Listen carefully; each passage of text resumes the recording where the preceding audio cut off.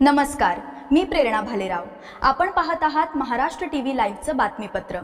पाहुयात आजच्या ठळक घडामोडी. मुक्ता शिक्षक संघटनेची बैठक मोठ्या उत्साहात संपन्न.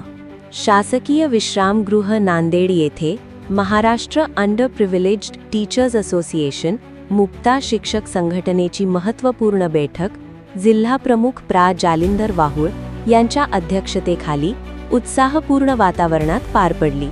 बैठकीत शिक्षकांच्या विविध प्रलंबित प्रश्नांवर सखोल चर्चा करण्यात आली असून शासनाचे लक्ष वेधण्यासाठी ऑगस्ट महिन्यात जिल्हा परिषद नांदेड येथे तीव्र आंदोलन छेडण्याचा निर्णय घेण्यात आला. बैठकीत अंशतः अनुदानित शिक्षकांना टप्पावाढ अनुदान, पवित्र पोर्टल पूर्वी व नंतर नियुक्त झालेल्या शिक्षकांना वैयक्तिक मान्यता, जुनी पेन्शन योजना लागू करणे, NPS मधील त्रुटी दूर करणे, शिक्षकांना SIR व BLO कामातून मुक्त करणे, नावातील चुका दुरुस्त करणे, पात्र शिक्षकांना पदवीधर श्रेणी लागू करणे तसेच नवीन संच मान्यतेची अट रद्द करण्याची मागणी करण्यात आली. मुक्ता शिक्षक संघटना ही मागील 30 वर्षापासून शिक्षक, प्राध्यापक आणि शिक्षकेतर कर्मचारी यांच्यावर होणारा न्याय अन्यायाला वाचा फोडणारी संघटना म्हणून ओळखली जाते. या ठिकाणी आज जी मुक्ता शिक्षक संघटनेची बैठक या ठिकाणी आपण बोलवली होती, त्या बैठकीचा प्रमुख हेतू असा आहे की जिल्ह्यामध्येच नव्हे तर संपूर्ण राज्यामध्ये शिक्षकांचे अनेक प्रश्न आहेत. त्यामध्ये सर्वात मोठा प्रश्न असा आहे की शिक्षकांना या ठिकाणी बरेच अशैक्षणिक कामे या ठिकाणी लावली जातात, जसं की SIRची कामं, BLOची कामं, अनेक शिक्षकांचे NPSचे जे हे आहे अकाउंट ते सुद्धा या ठिकाणी क्रिएट झालेलं नाही.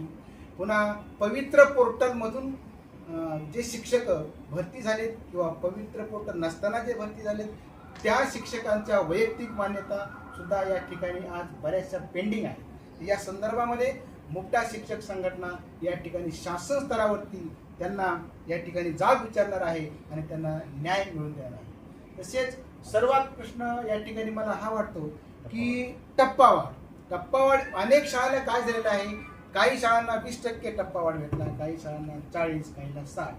बऱ्याच ठिकाणी काय होते, ज्या ठिकाणी 60% टप्पा आहे त्या पद्धतीने त्यांचं पेमेंट होत नाही, वेतन होत नाही. 60% टप्पा असेल तर त्यांचा पगार 40% होतो, 80 असेल तर पगार 60% होतो.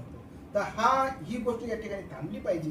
ही गोष्ट प्रकर्षाने आम्हाला शासनाच्या निदर्शनात आणून द्यायची आहे आणि हे सगळं सांगण्यासाठी आम्ही पुढच्या महिन्यामध्ये या ठिकाणी मोठ्या प्रमाणावर तीव्र आंदोलन करणार आहोत. ही या ठिकाणी स्पष्ट आहे. आंदोलनाची काय दिशा असेल? आंदोलनाची प्रमुख दिशा म्हणजे शिक्षक जे पदवीधरचा प्रश्न आहे. बरेच शिक्षक काय आहेत, ते पदवीधर आहेत परंतु त्यांना पदवीधरची जी श्रेणी आहे ती मिळत नाही. हा मला वाटतं शिक्षकांवरती होणारा फार मोठा अन्याय आहे. आणि पेन्शन, जुनी पेन्शन हा सुद्धा फार महत्त्वाचा मुद्दा आहे. जुनी पेन्शन संदर्भामध्ये तर शासन अजूनही अस्पष्ट आहे. नेमकं काय करणार आहे ते जुन्या पेन्शन संदर्भामध्ये तेही आम्हाला शासनाने स्पष्ट केलेलं नाही. म्हणून त्यांनी जर आम्हाला क्लिअर केलं नाही तर येणाऱ्या काळामध्ये जुनी पेन्शन संदर्भामध्ये सुद्धा आम्ही आझाद मैदानावरती या ठिकाणी आंदोलन करणार आहोत.